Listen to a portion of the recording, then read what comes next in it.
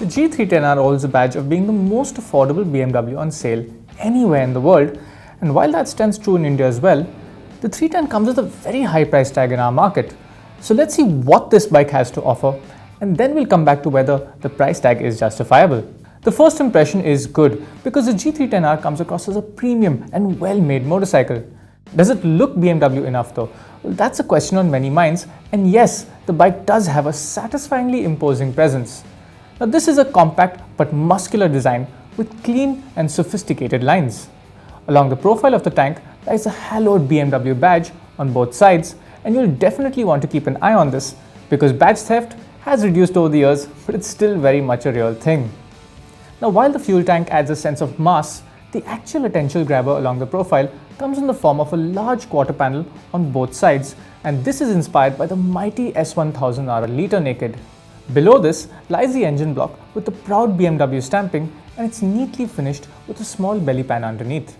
If you're wondering why some details look similar, that's because the TVS Apache RR310 runs the same gold suspension fork, the same wheels, and nearly the same exhaust unit as well.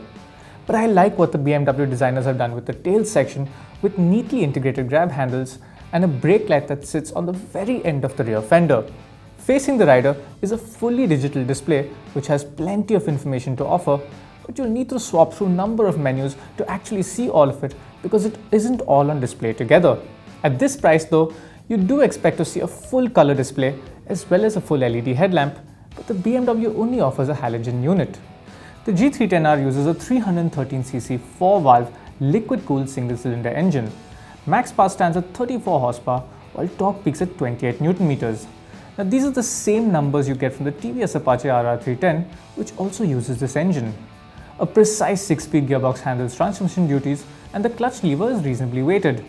However, another missing feature is a slipper clutch, and that's something you'll get on the KTM 390 Duke as well as several more affordable machines.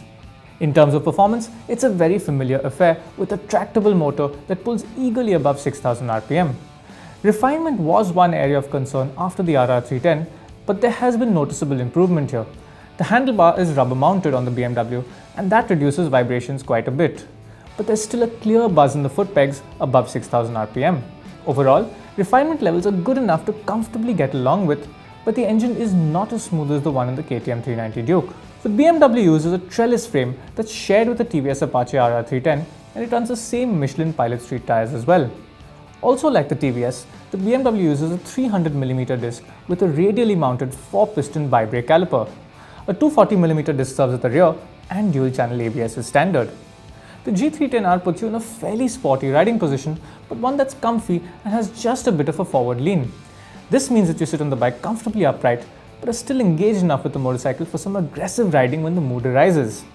At this point, the 310R reveals a naughty character which is great fun to unleash on the street. The R initially gives the impression of being a somewhat firm and sporty motorcycle, but it actually deals with potholes quite well, and its 165mm of ground clearance is generous enough for our conditions. The 785mm seat height also deserves praise as it's really low and accessible, and I can see this machine being a segment favorite for shorter riders. To sum up, the G310R is well built, thoroughly likable, and it will certainly appeal to those who want a quick and premium motorcycle that's calmer than the angry KTM.